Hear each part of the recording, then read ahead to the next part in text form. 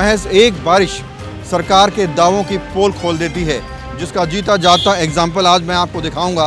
सरकार सिर्फ सर वादे करती हैं, बदलती है, सिचुएशन वो की वही रहती है। अब तक तो दिल्ली में कुछ बदलाव हुआ नहीं है, हर साल बारिश में यही होता है। मंत्री जी की विधानसभा में सड़कें कैसे धंस रही हैं, आप तस्वीरों में देख सकते हैं। हजारों लाखों लोग यहां से गुजर रहे हैं, जिसमें प्रशासन के अधिकारी भी होंगे, नेता हो सकता है नेता लोग भी गुजरे हों।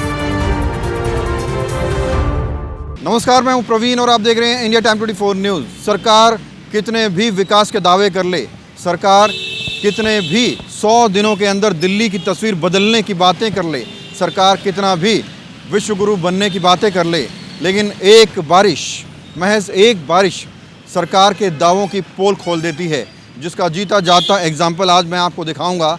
दिल्ली के जनकपुरी विधानसभा में मौजूद हूं और कैमरामैन कैमरा थोड़ा नीचे करके दिखाए कि किस तरह से दिल्ली बदल रही है, किस तरह से विकास नज़र आ रहे हैं। ये विधानसभा, इस विधानसभा के जो विधायक हैं वो खुद दिल्ली सरकार में मंत्री हैं और मंत्री जी की विधानसभा में सड़कें कैसे धंस रही हैं आप तस्वीरों में देख सकते हैं। हालांकि सिर्फ यही जगह नहीं है जहां पर सड़कें धंस रही हैं, बल्कि द्वारका में, रोहिणी में, कई जगहों पर इस तरह की तस्वीरें सामने आती हैं।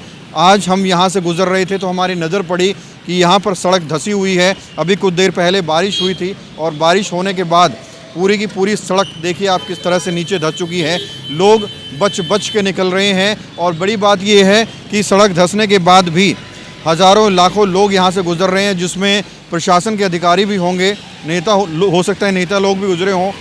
किसी की भी इस पर नज़र नहीं पड़ी, क्योंकि अगर नज़र पड़ती तो इस जगह को बैरिकेड किया जाता, इस जगह को थोड़ा कवर किया जाता, ताकि जो लोग यहाँ से गुजर रहे हैं, स्कूल की बसें गुजर रही हैं या जो पूरा यातायात गुजर रहा है, उनको कम से कम सहूलियत रहती और हादसे का खतरा भी नहीं होता।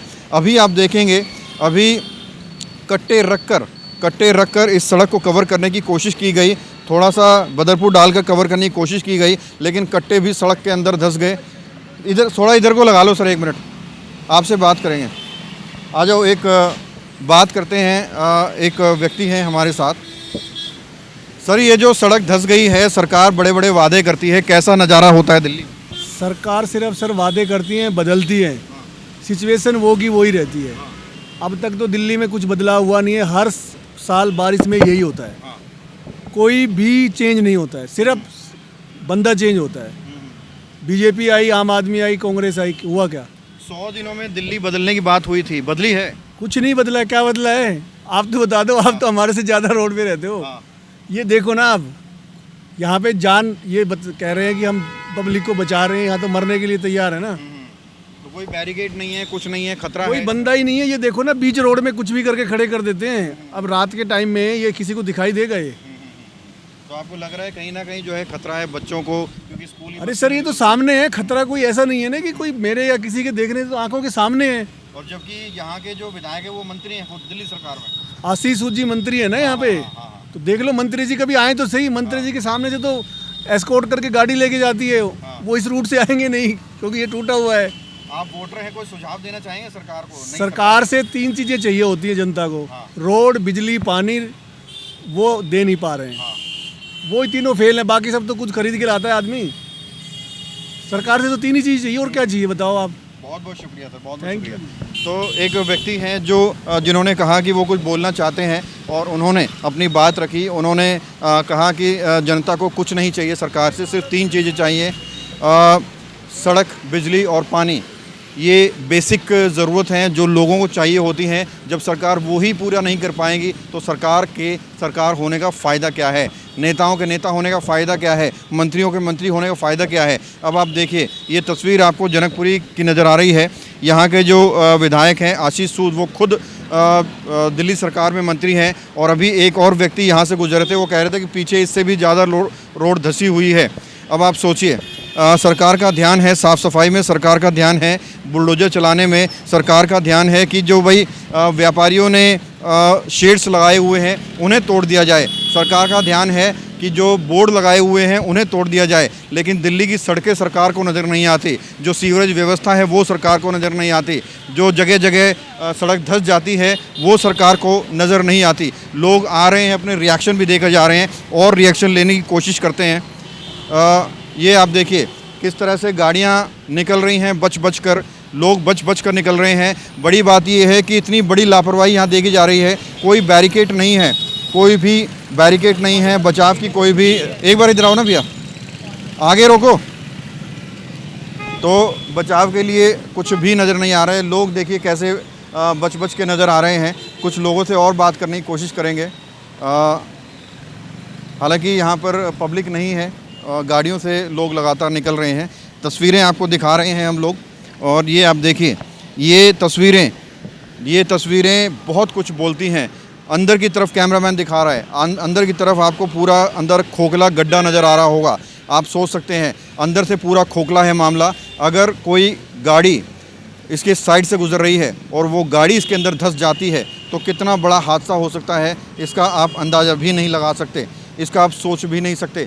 स्कूल की बसें भी यहाँ से गुजरती हैं, जो वोटर्स हैं उनकी गाड़ियाँ भी यहाँ से गुजरती हैं। इस गड्ढे के लिए कहना चाहेंगे कि ये बहुत बिजी रोड है और कई स्कूल पढ़ते हैं जहाँ बच्चों को ले लेके जब स्कूल में पेरेंट्स जाते हैं। इस गड्ढे को जितनी जल्दी भरा जाए, जितनी जल्दी उतना अच्छा है, क्योंकि ये जितना इसमें पानी जाना था या जितना मलबा नीचे जाना था जा चुका है। अब इसको थोड़ा सा प्रेशर से करके फिर इसको भरा जाए। तो ये विधानसभा तो आशीष सूद की है, जो मंत्री भी हैं। नहीं, मंत्री है वो, अब मंत्री की इतनी बड़ी जिम्मेवारियां हैं। अब गड्ढा तो इनको देखना चाहिए ना, जो सामने ऑफिस में बैठे हैं, जो 2-2 लाख रुपए तनख्वाह ले रहे हैं गवर्नमेंट से। ये किसके लिए ले रहे हैं? अब एक आशीष सूद जी इस गड्ढे के लिए आएंगे क्या बेचारे कहने के लिए कि गड्ढा भर दो जी इनका?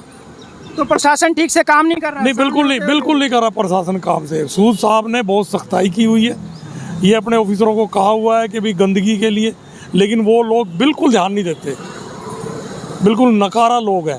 कूड़े का ये अंबार है कि जगह जगह जाके देखो आप, जहाँ पे भी गैबरेज का बना हुआ है ना ढलान, वहाँ पे कूड़ा देखो आप जाके, वहाँ से लोग निकल नहीं सकते, इतनी गंदगी है। तो मेरी आपसे प्रार्थना है कि ये बात लोगों तक जानी चाहिए और लोगों को इसमें कुछ अपनी दिलचस्पी दिखानी चाहिए कि हमें इस गंदगी को बचाना है। लोगों की बीमारियां पैदा होती हैं इससे। लोग अपने घर की सफाई के लिए लोग पब्लिक पैलेस में डाल जाते हैं, पार्कों की सफाई नहीं होती यहाँ पे, पार्कों में देख रेख नहीं है। असामाजिक तत्व पार्कों में बैठते हैं यहाँ पे रात को, और वो रात को जो हालत करते हैं लोग जाते हुए भी डरते हैं। कोई पार्कों की सफाई नहीं है और ये सारा प्रशासन का खेल है।